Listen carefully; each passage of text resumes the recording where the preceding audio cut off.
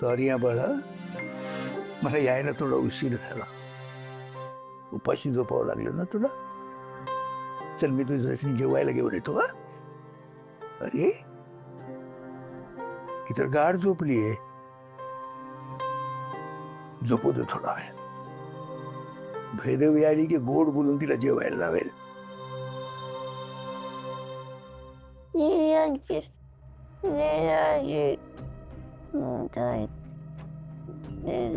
अरे झोपेत काय बोलते?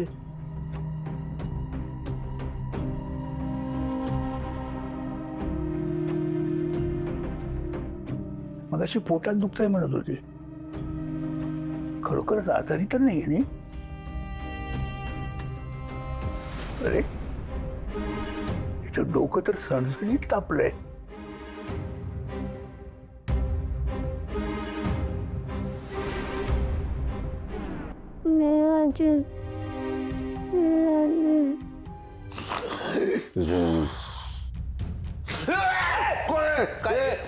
समोर कोण घाबरतो? इकडे बघ. कोण आहे? इकडे बघ. काय कोण काय करतोय? दारू पण ढोतून इकडे पडलाय काय? दारू पेन काय बघा तू? तुला काय वेळ काय घरचं काय घरामध्ये चाललंय काय? आणि दारू पिऊन झोपतो तिकडे. राधा कुठे गेली? राधा कुठे गेली? राधा हा? राधा राधा खिशात माणूस तिकडे पड इकडे. Useless.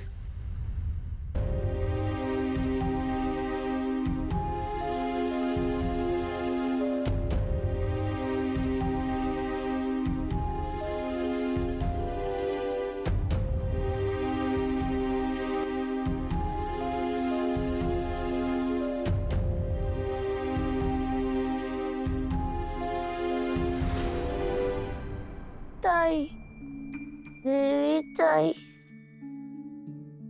ताई, हा बळा. देवी ताई. हा बळा. हा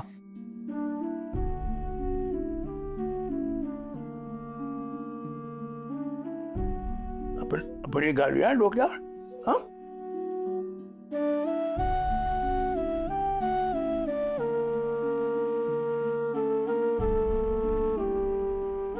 बाबा. अरे काय झालं? आला तुम्ही? किती उशीर केला? बाबा सॉरी, आम्ही ऍक्च्युली कारखान्यात गेलो होतो आणि तिथून मग राजनकडे गेलो. पण अचानक काय झालं हिरूला? तर मलाही काही कळलेलं नाहीये. मी आलो तेव्हा ताप भरलेला होता. कुडकुडत पडली होती एकटी. ताई, पण मगाशी मी बाहेर गेलो तेव्हा ती बरी होती बाबा. हा कांदा इथे कोणी ठेवलाय? हा कांदा मगाशी हिराच्या हातात होता.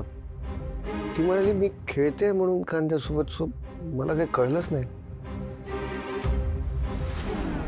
रुपालीताईंचं बोलणं ऐकून हिने पण तो प्रयोग करून बघितला का काय? तसंही निवेदिता मॅडमना घरी बोलवण्यासाठी पुन्हा आजारी पडण्याची आयडिया तिच्या डोक्यात होतीच. मग ह्यावरचा उपाय पण रुपालीताईंनाच माहीत असणार.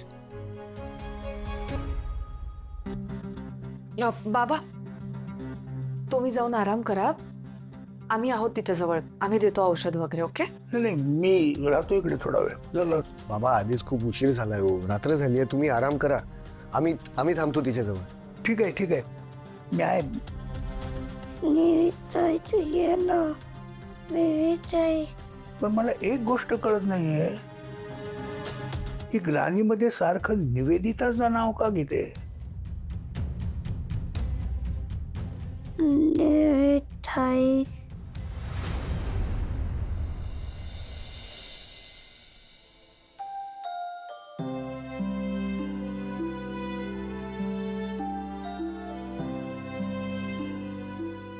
बाबांनी घेतला चहा? हो. कुठे बाहेर गेलेत का ते? उठल्यापासून दिसले नाहीत. अरे डॉक्टरकडे गेलेत. तरी मी त्यांना म्हटलं होतं अनिशचंही काल जागरण झालंय, त्यामुळे तो उठला की घेऊन येईल डॉक्टरांना. ताप उतरला का तिचा? नाही ना, तरी मी चेकही केलं.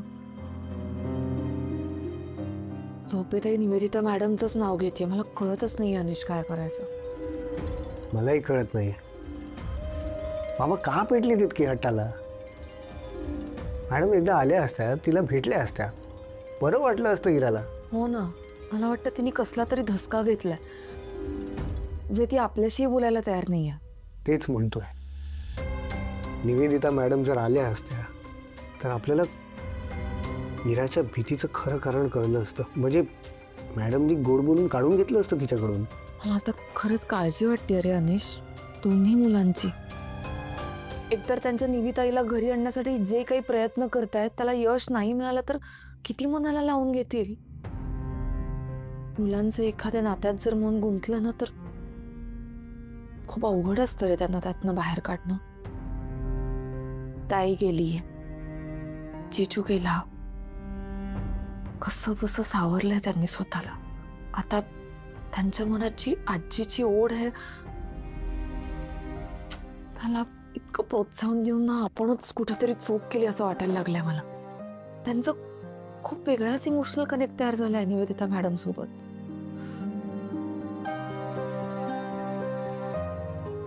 भैरवी, डोंट वरी, सगळं ठीक होईल.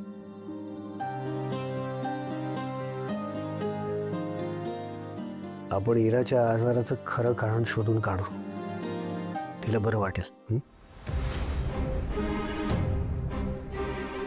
अनिश, तू इरूजवळ बस, मी आलेच. काय झालं? तू कुठे चालली? आल्यावर सांगते. अगं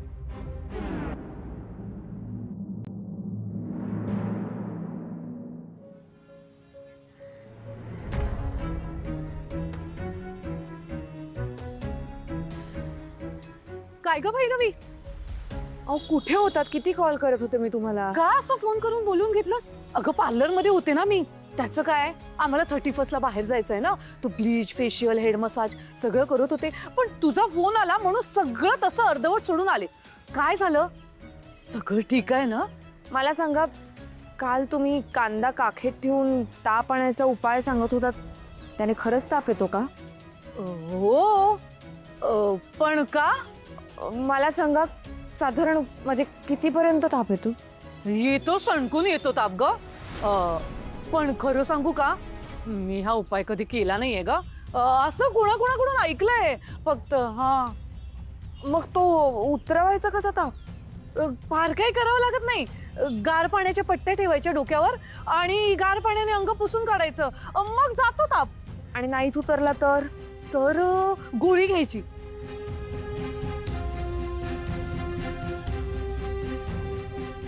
इराला तर चांगला फणफणून ताप भरलाय आणि ही सांगते ते सगळं आमचं करून झालंय तरी ताप कमी झाला नाहीये. म्हणजे काहीतरी सिरियस आहे. काय ग, कुणी काखेत कांदा ठेवलाय, कुणाला ताप आलाय, त्याच्याशी तुम्हाला काय घेणं देणं आहे? तुम्ही ना फक्त एवढी गोष्ट लक्षात ठेवा, ज्या गोष्टीची तुम्हाला नीट खात्री नाहीये, नीट माहिती नाहीये, त्या निदान लहान मुलांसमोर तरी बोलत जाऊ नका. नाही काय आहे ना, ही मुलं त्यांच्या बुद्धीनुसार अर्थ लावतात आणि मग तसं वागतात आणि याचे गंभीर परिणाम होऊ शकतात. आता हिला काय झालं? हे माझगावकर ना सगळे सारखेच. धड कोणाची सरळ बोलतील ना तर शपथ.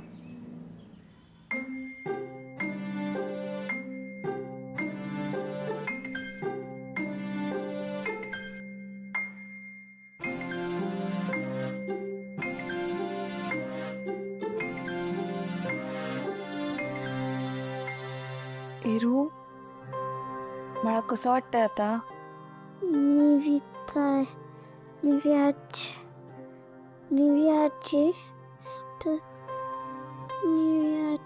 इरा, मला खरं खरं सांग, ताप आणण्यासाठी तू कांदा काखेत ठेवला होतास का? मी नाही ठेवला, तू भरला. निव्याची न झालं नाही ना काही? काही नाही झालं बाळा, त्या बऱ्या आहेत.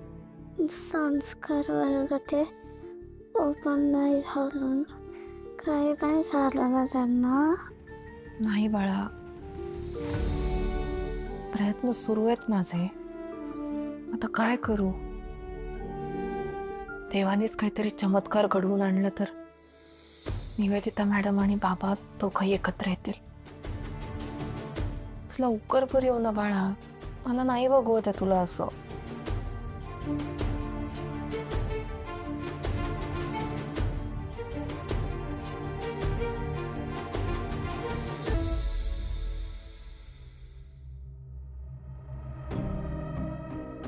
भैरवी, इरा काय म्हणते? तब्येतीत काय फरक पडला? 1% पण नाही. अनिश, आता मी आणखी नाही चान्स घेऊ शकत. मी निवेदिता मॅडमना फोन करते. मला माहिती आहे बाबांना हे नाही आवडणार, पण नाही आता आपल्याकडे दुसरा काही पर्याय. ठीक आहे, तू त्यांना फोन कर. बाबा काही म्हणाले तर बोलतो मी त्यांच्याशी.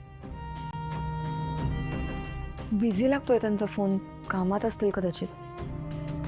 तू त्या गार्गीला फोन कर ना. हां, तिला करते. हॅलो गार्गी, मॅडम आहेत का ग घरी? नाही, त्यांना फोन नको देऊस. त्यांना माझा एक निरोप देशील का? ॲक्च्युली काय झालंय, इरूला काल रात्रीपासून खूप ताप आलाय आणि ती झोपेत फक्त निवेदिता मॅडमचं नाव घेते ग. प्लीज त्यांना रिक्वेस्ट करशील का की एकदा या आणि भेटून जा तिला. मी सांगितलंय म्हणून सांग प्लीज. थँक्स. बाय. काही कोणाला बोलवायची गरज नाहीये. माणूस जर आजारी असेल तर पहिल्यांदा आपण डॉक्टरला बोलवतो ना. मी डॉक्टरांना घेऊन आलोय. हे डॉक्टर.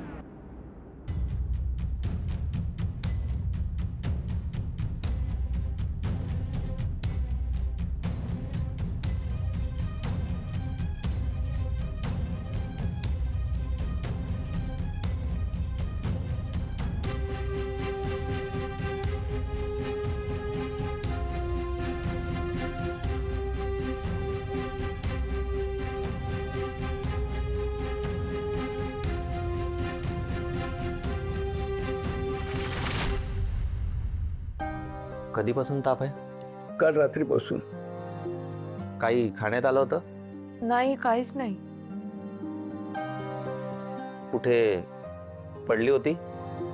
नाही, काल दिवसभर ती घरातच होती. निविताई ताप जास्त आहे.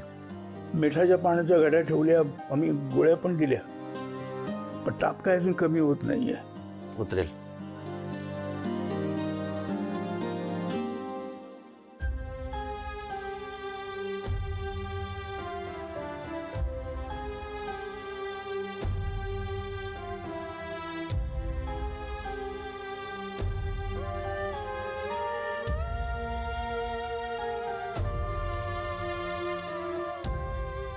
ताप उतरेल, पण हिने कसला तरी धसका घेतलाय.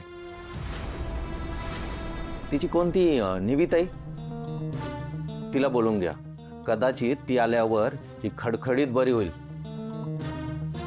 हो, त्या पुढे लहान मुलगी नाही आहेत, मोठ्या बाई आहेत त्या. म्हणजे हिच्या टीचर आहेत त्या निवेदिता मॅडम. मग तर बोलूनच घ्या. माझ्या इतक्या वर्षांच्या प्रॅक्टिसच्या आधारावर इतकं तर नक्कीच सांगू शकतो, या मुलीला प्रचंड धक्का बसलाय. आतून प्रचंड हादरली आहे मुलगी. मनातली भीती कोणाकडे बोलू शकत नाही, म्हणून तिने हा ताप घेतलाय. शरीरापेक्षा मनाचं दुखणं आहे. त्या निवेदिता ताईंना लवकरात लवकर बोलून घ्या, नाहीतर हिला हॉस्पिटलमध्ये ॲडमिट करावं लागेल.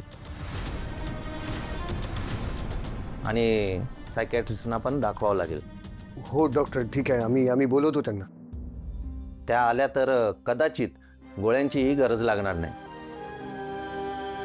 तसं काही वाटलं तर प्लीज मला फोन करा.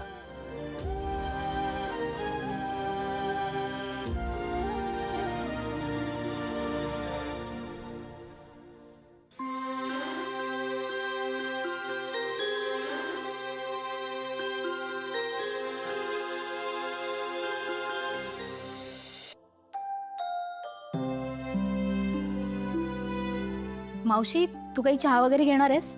नाही, नको. थोडासा वेळ अजून मला. माझं झालं ना का मी स्वयंपाकाला लागते. अगं राहू दे, मी सगळं केलंय. बर. मावशी, अगं तुला निरोप द्यायचाच राहिला. अनिशदादाचा फोन होता, इराला खूप ताप भरलाय म्हणे. अगं पण असं अचानक कसं काय ताप आला इराला? ते काही मला माहित नाही, पण तापाच्या ग्लानीत ती सारखं तुझंच नाव घेते. निवी आजीला बोलवा, निवी आजीला बोलवा असं म्हणते. अरे बापरे, मग त्यांच्यापैकी कोणी मला फोन का नाही केला? अगं फोन केला होता, पण तू दुसऱ्या कॉलवर बिझी होतीस, त्यामुळे मग मला केला. अरे बापरे, हो. म्हणजे मी त्या आपल्या संस्कार वर्गाची सांगता समारंभ झाला ना, त्यातल्या वेंडर्सशी बोलत होते हिशोबाबद्दल. तू सांगितलंस ना त्यांना तसं? हो, सांगितलं मी त्यांना म्हटलं मावशी दुसऱ्या कामात बिझी आहे आणि तुमच्या घरी प्रॉब्लेम झालाय तर सारखं आम्हाला फोन करून इकडे त्रास देऊ नका. मावशी काही इकडे रिकामटेकडी बसलेली नाही. आणि तसंही आता संस्कार वर्ग संपलेत, तुमचा प्रॉब्लेम तुम्हीच सॉल्व्ह करा असं सांगितलं मी त्यांना. गार्गी, बरी आहेस ना तू? असं का बोललीस तू? हे बघ, संस्कार वर्ग जरी बंद असला ना तरी इरा आणि ईशान माझे अजूनही स्टुडंट्स आहेत, कळलं? आणि काय बोलायची पद्धत आहे का? कशी आहेस ग तू? मला आत्ता गेलं पाहिजे इराकडे. काय झालं असेल बिचारीला कोण जाणे. गार्गी, तू पण ना कधी कधी कमाल करतेस.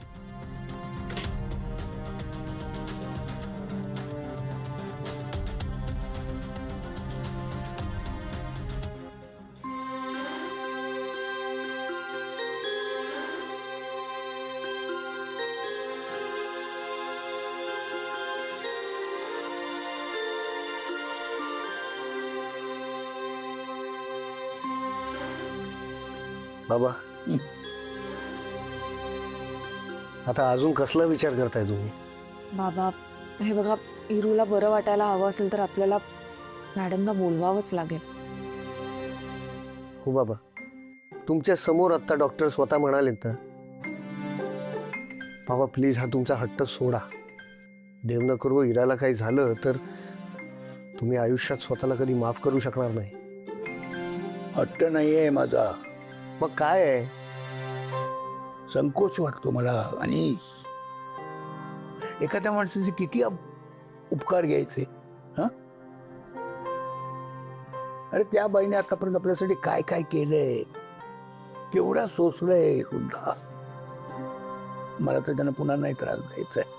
बाबा, इरूच्या आजारपणाबद्दल जर त्यांना नंतर आपल्याकडनं कधी कळलं तर आधी का नाही कळवलं म्हणून त्यांना रागही येऊ शकतो. रागाच्या भरात मी त्यांना इथून जा म्हणालोय. आता कोणत्या तोंडाने त्याने या म्हणून? केवळ आपल्याला गरज आहे म्हणून? हे बघा, आपल्यात आणि त्यांच्यात आता तेवढे आपुलकीचे संबंध आहेत. मला मान्य आहे मुलांनी लग्नाचा मुद्दा काढला होता म्हणून तुम्हाला कदाचित संकोच वाटत असेल, पण बाबा, हे सगळं आता बाजूला ठेवून इरूचा विचार करणं जास्त महत्वाचं नाहीये का? आणि तुमचा निवेदिता मॅडमवर राग आहे असं म्हणावं तर त्या संस्कार वर्गात तुम्ही त्यांची बाजू मांडत होतात, सगळ्यांसमोर त्यांच्यासाठी उभे होतात. बाबा, आता इराचं बरं होणं त्यांच्याच हातात आहे. हो, खरंय, त्यांनी आपल्या मदतीला धावून येणं ही त्यांची आणि आपली डेस्टिनी आहे. काहीतरी आहे कनेक्शन आपल्यामध्ये बाबा, म्हणूनच तर कळत नकळत ते प्रत्येक वेळेला आपल्यासाठी उभ्या राहिल्या आहेत.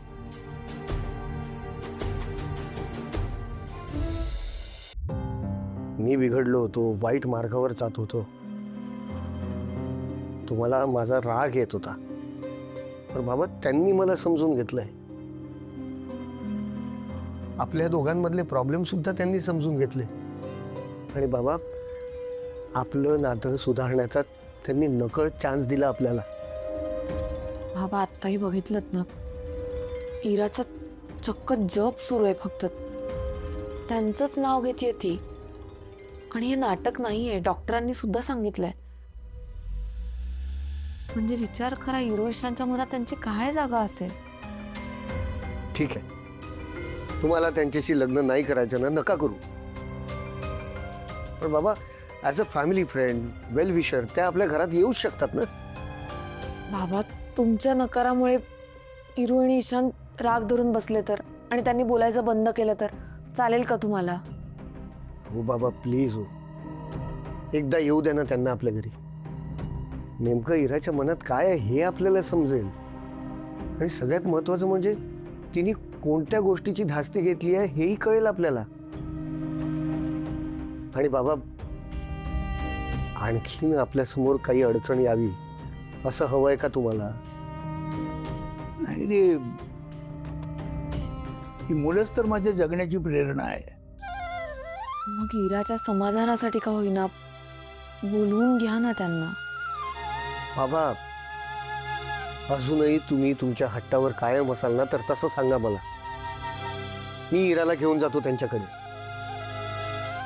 आता मला काही करावं लागलं ना तरी चालेल, पण त्या दोघींची भेट मी घडवून आणीन.